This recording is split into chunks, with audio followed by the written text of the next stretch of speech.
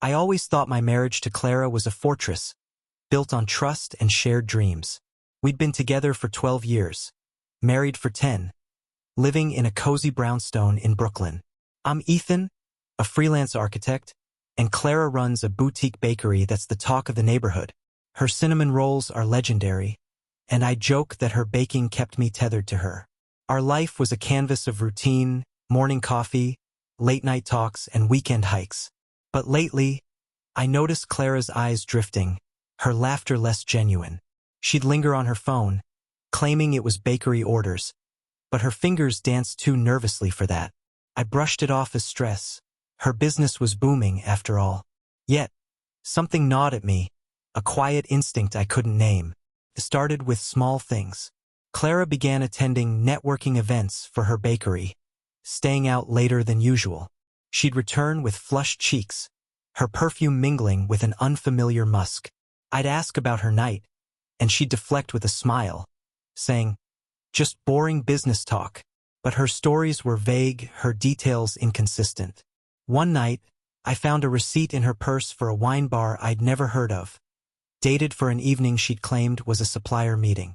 The receipt listed 2 glasses of Pinot Noir and a charcuterie board, too intimate for a business chat. My stomach churned, but I buried the suspicion, telling myself I was paranoid. The turning point came on a rainy Tuesday. Clara said she was meeting a new flower supplier, but her car was still in the garage when I got home early. Curious, I checked her location on our shared app, something we'd set up for safety.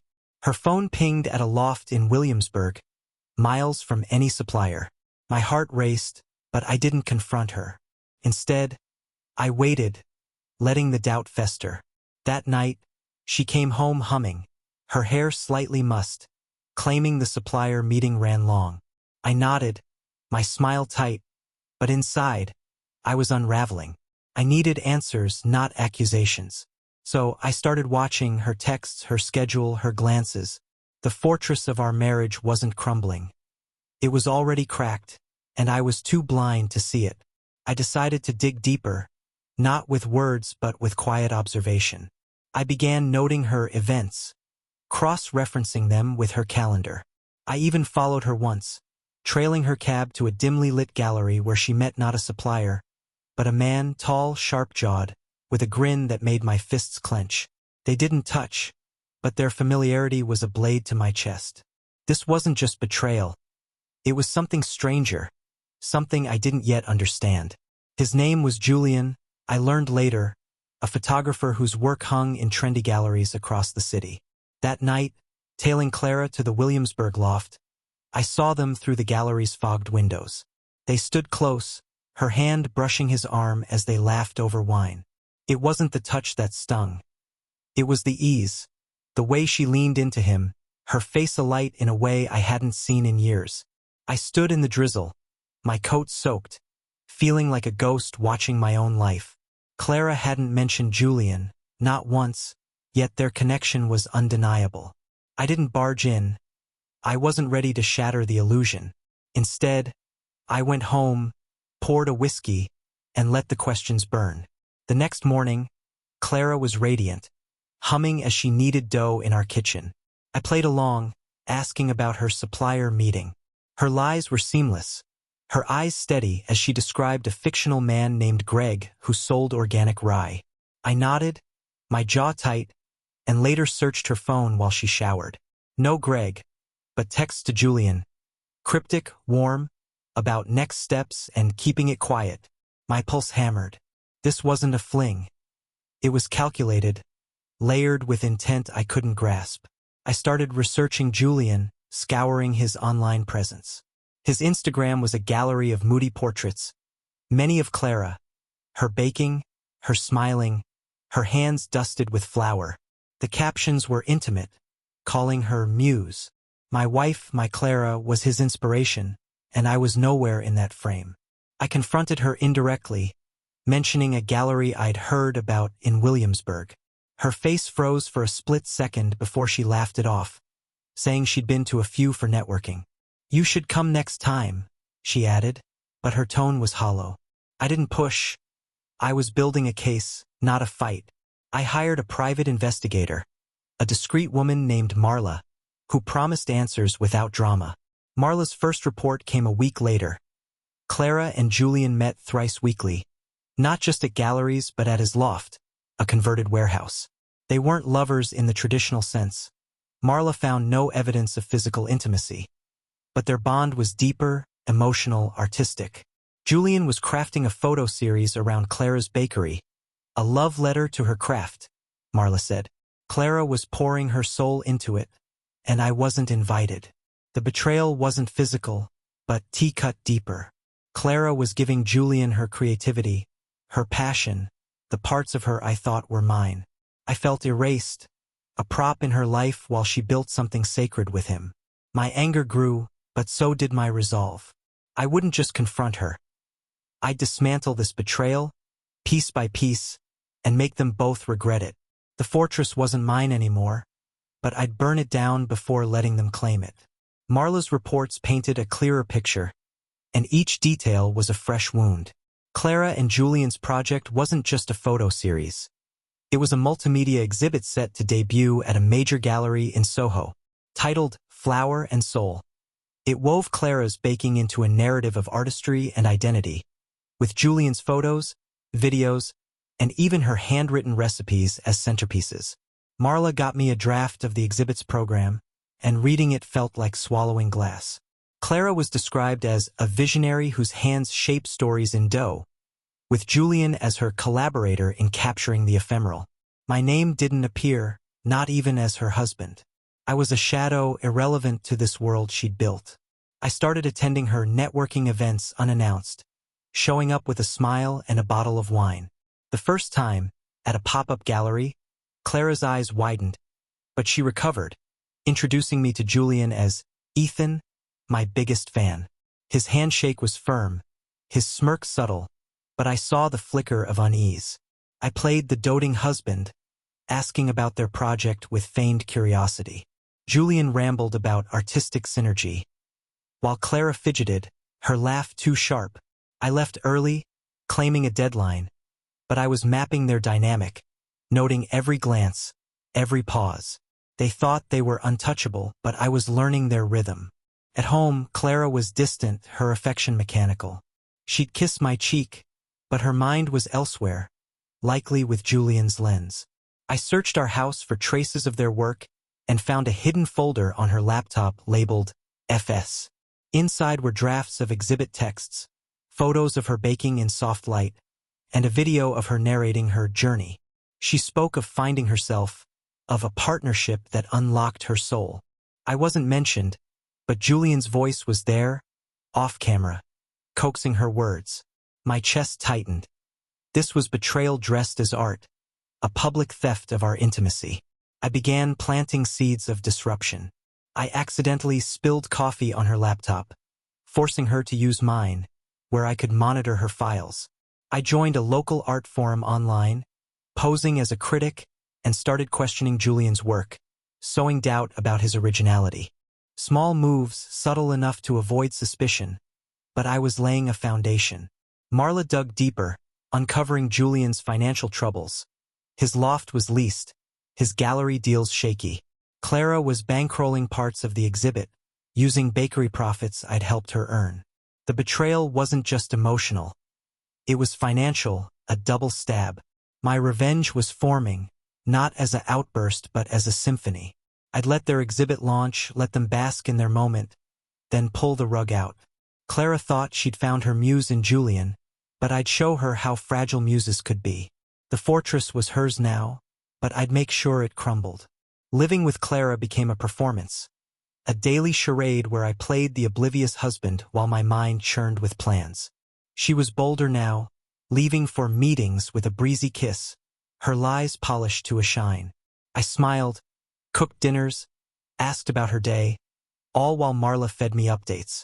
The Flower and Soul exhibit was 3 months from its debut, and Clara was consumed, spending hours at Julian's loft.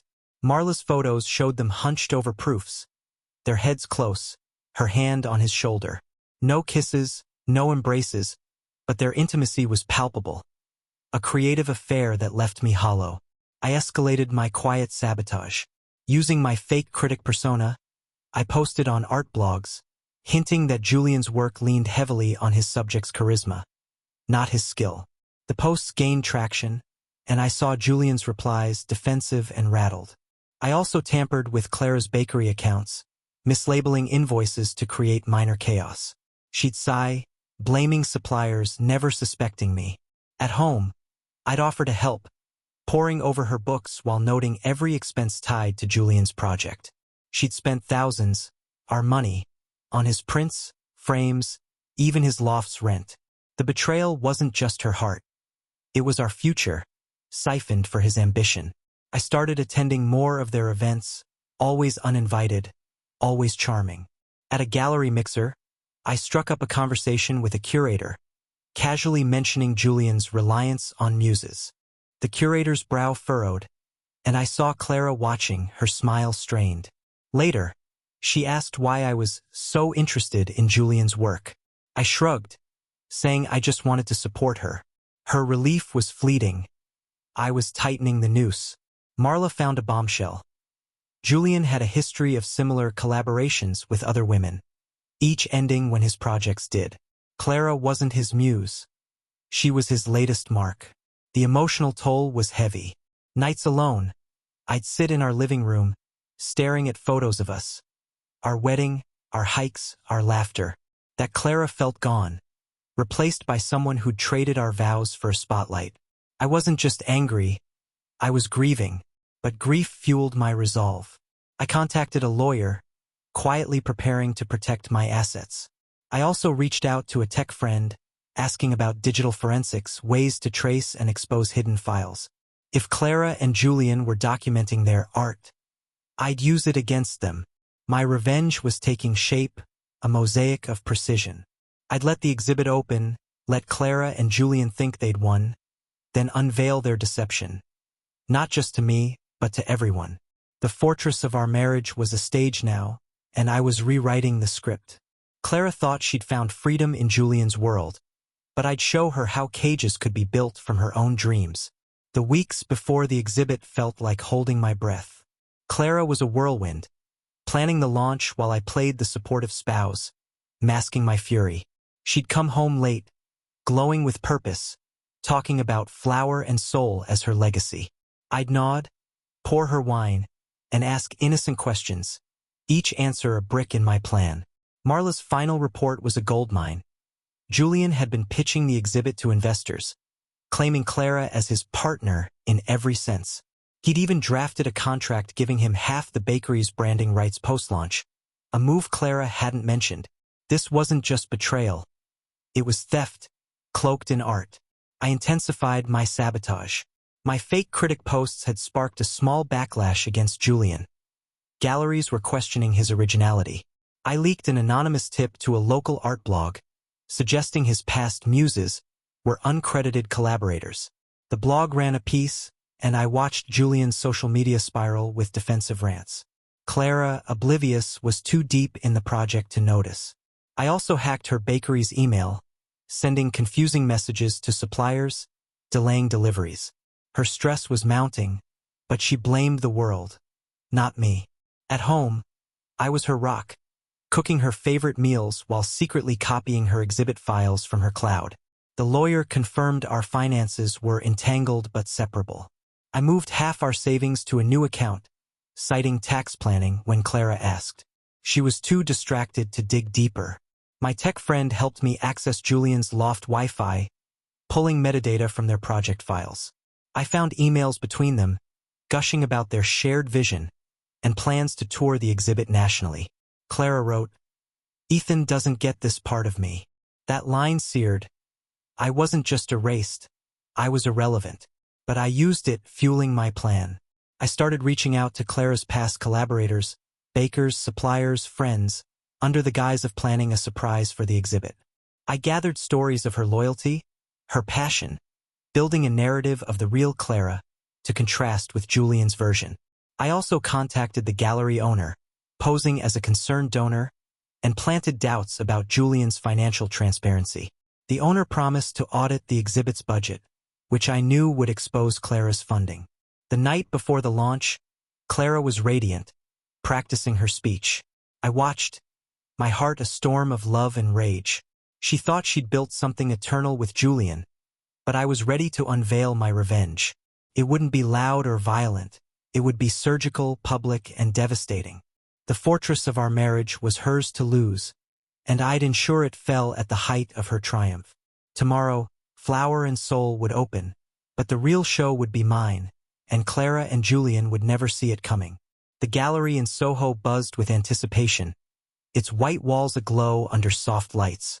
Clara stood at the center of Flower and Soul, radiant in a cream dress, her laughter mingling with the clink of wine glasses.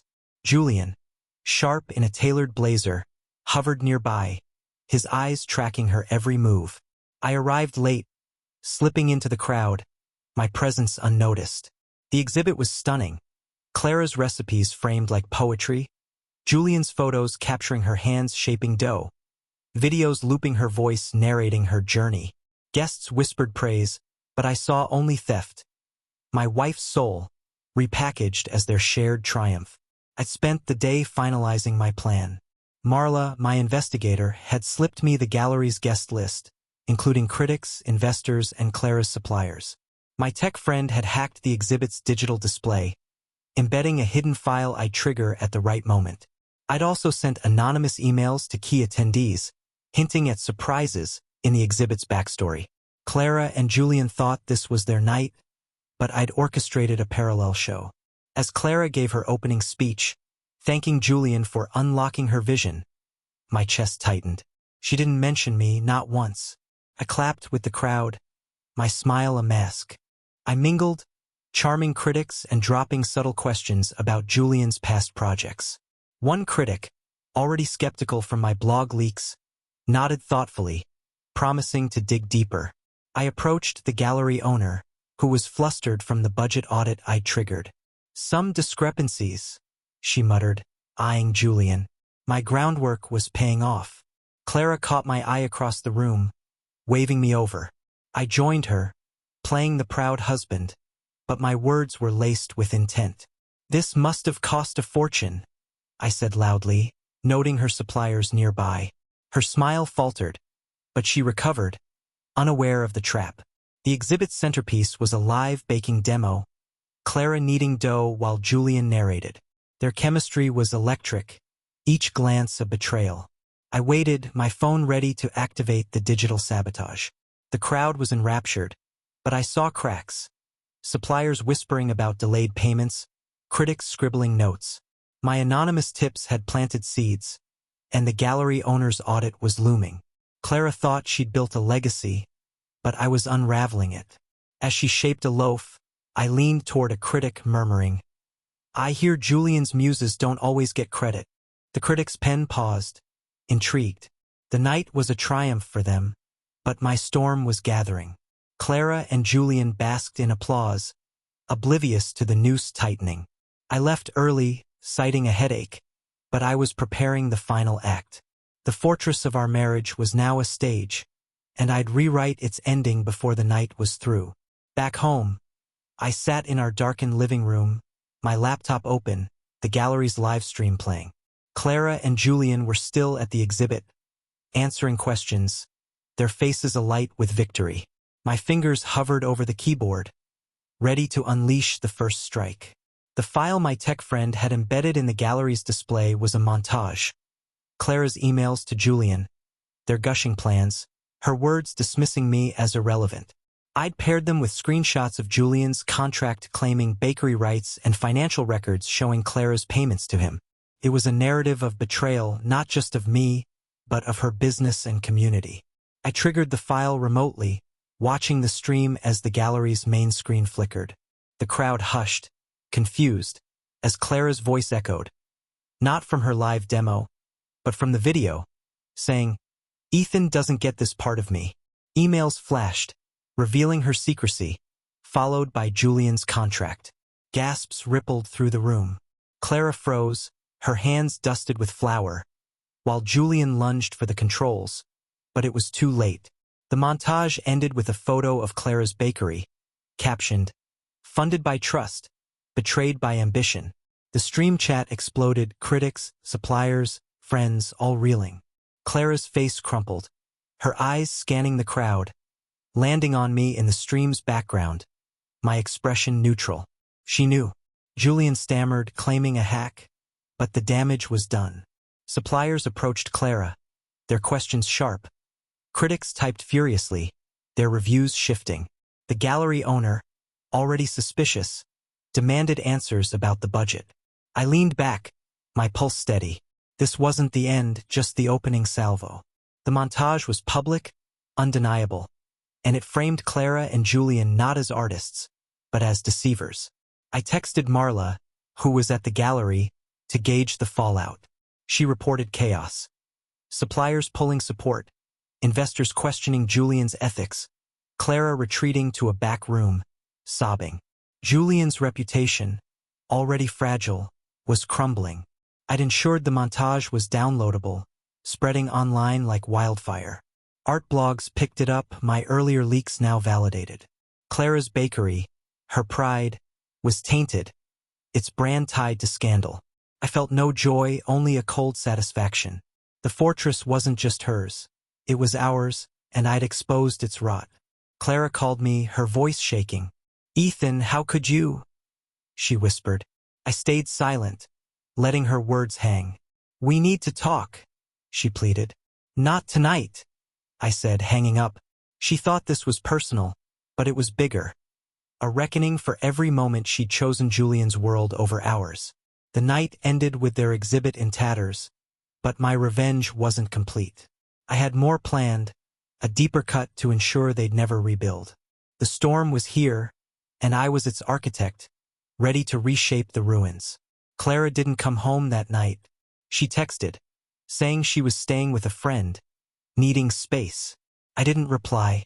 The gallery scandal was everywhere, art forums, local news, even the bakery's social media, flooded with questions and accusations. Suppliers canceled contracts, citing unpaid invoices I'd manipulated. Customers posted reviews calling Clara a fraud.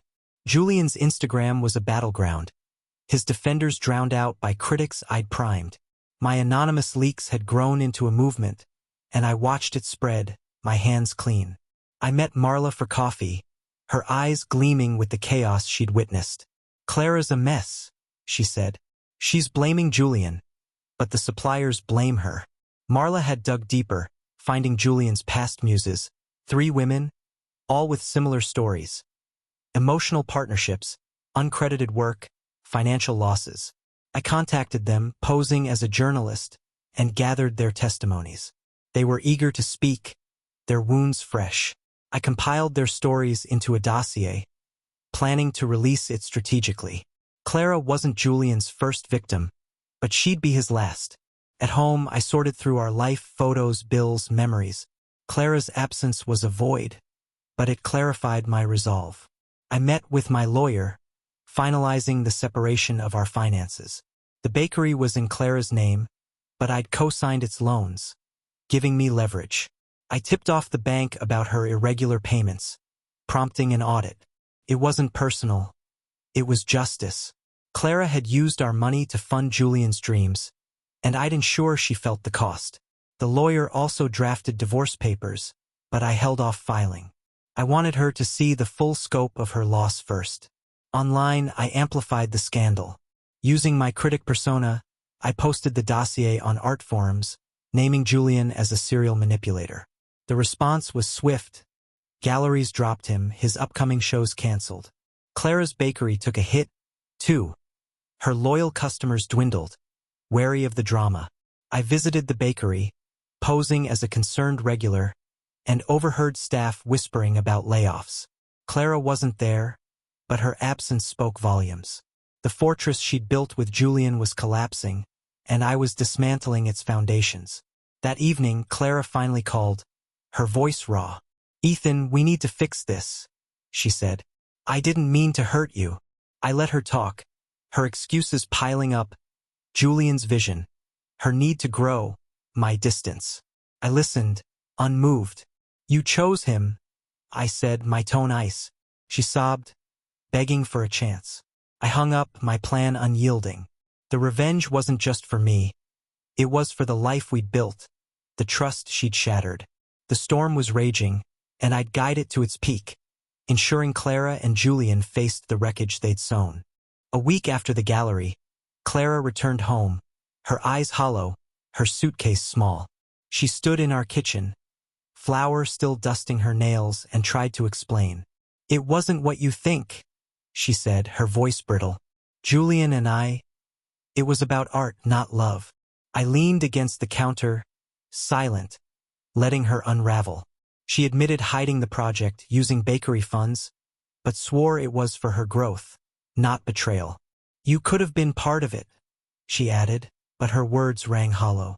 I wasn't her partner. I was her obstacle. I didn't argue. Instead, I showed her the dossier.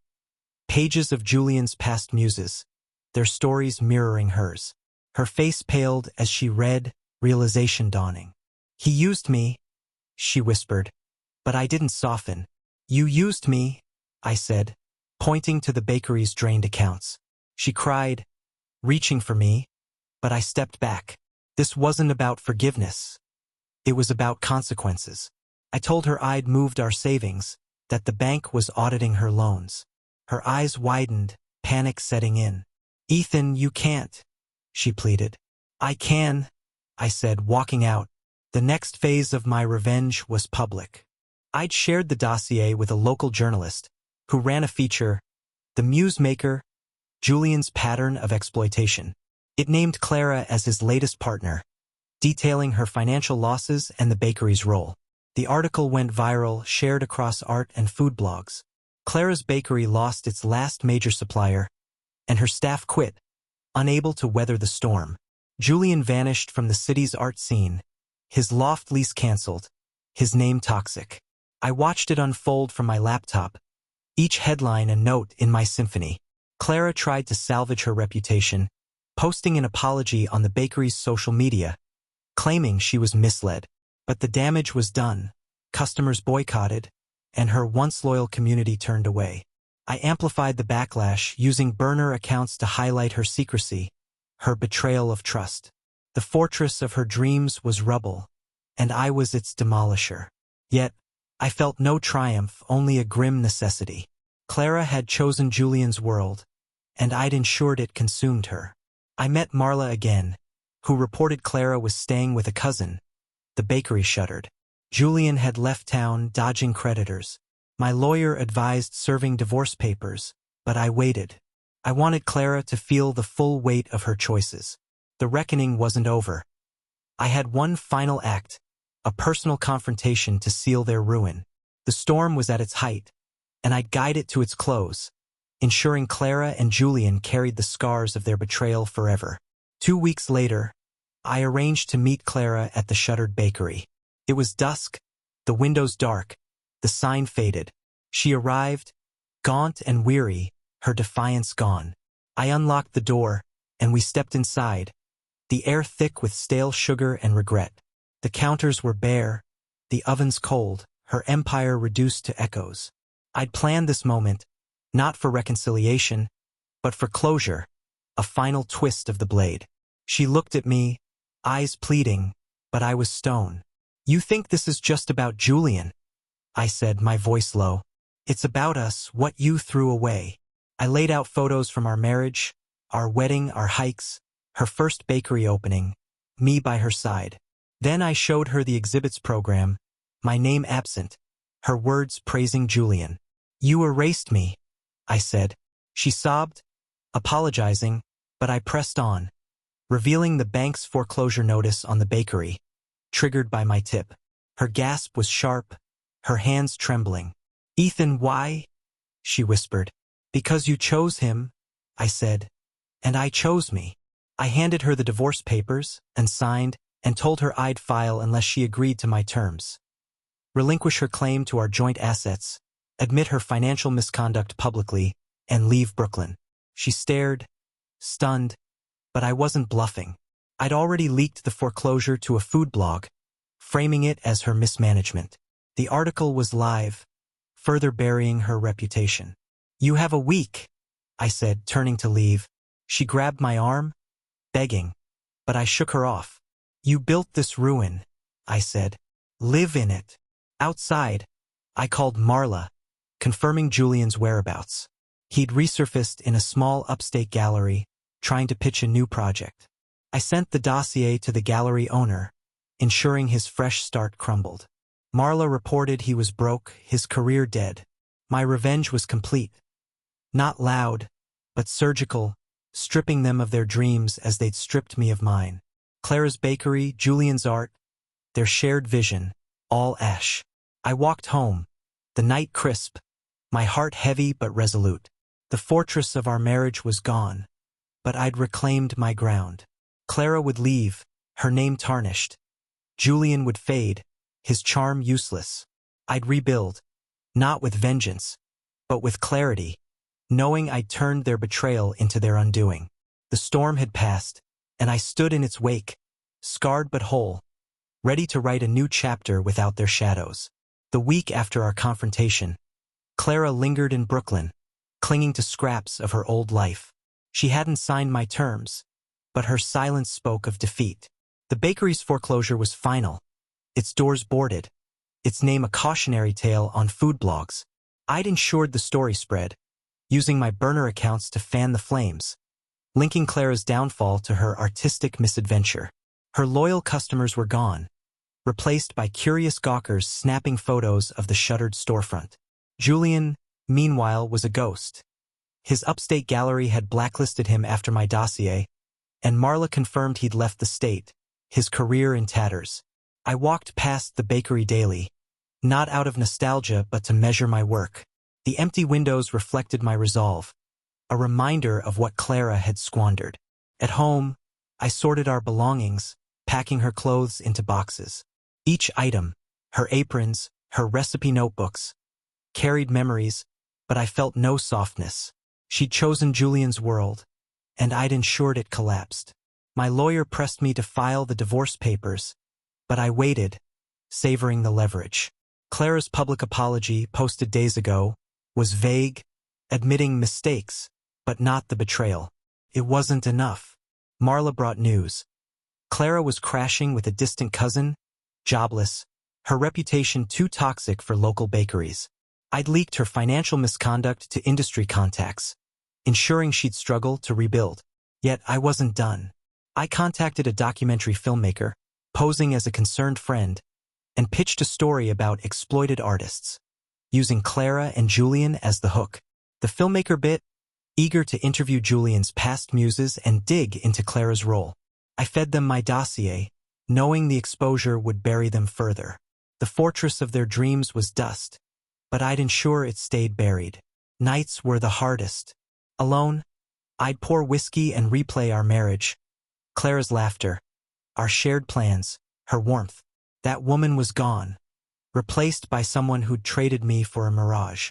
My revenge wasn't joy, it was necessity, a cleansing fire. I started sketching again, my architectural designs sharper, fueled by clarity. The storm I'd unleashed had cleared my path, and I was ready to walk it. Clara had one day left to meet my terms, or I'd file the papers and leak the final piece. A recorded call where she admitted using our savings for Julian. The choice was hers, but the outcome was mine. Clara called on the deadline, her voice a whisper. I'll sign, she said, agreeing to my terms. No claim to our assets, a public admission of her financial betrayal and leaving Brooklyn. I met her at a diner, neutral ground, where she slid the signed papers across the table. Her eyes were red, her hands unsteady, but I felt no pity. I'm sorry, Ethan, she said, her words heavy. I lost myself. I nodded, unmoved. You lost us, I replied, pocketing the papers. She'd written the admission, a detailed post for her bakery's social media, confessing to misusing funds and misleading me. I'd approve it before it went live.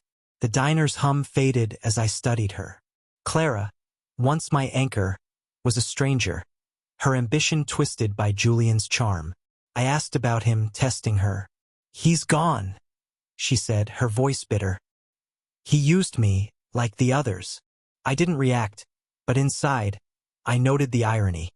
She'd seen Julian's truth only after losing everything. I left her there, the papers in hand, and uploaded her confession that night.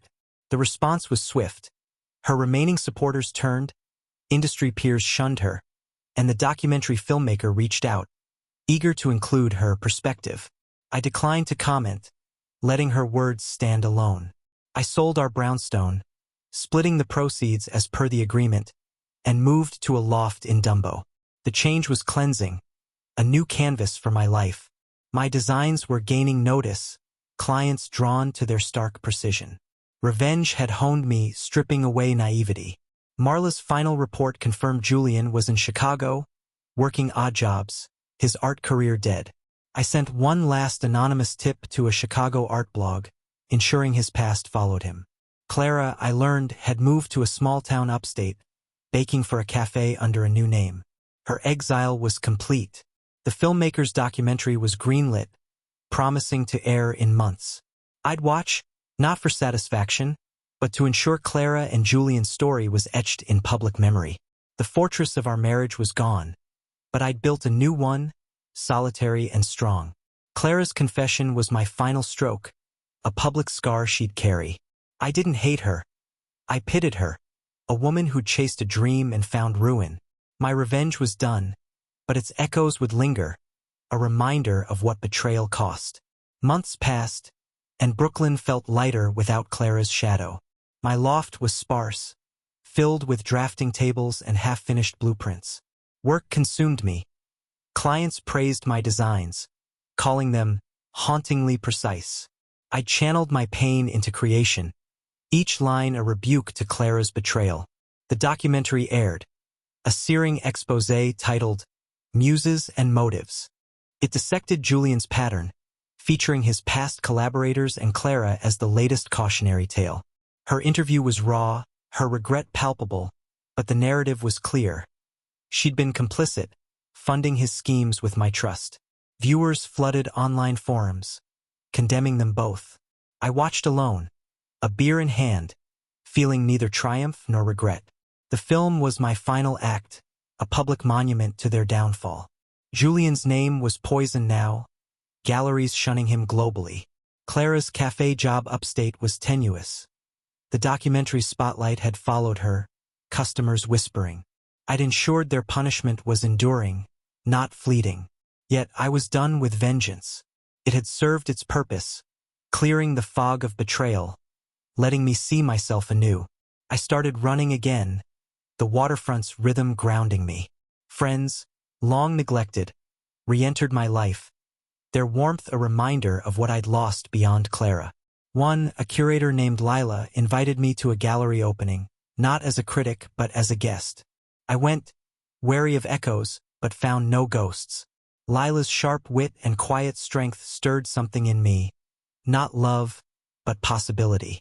I wasn't ready, but I was open, a shift I hadn't expected. The fortress I'd rebuilt wasn't just mine, it could expand.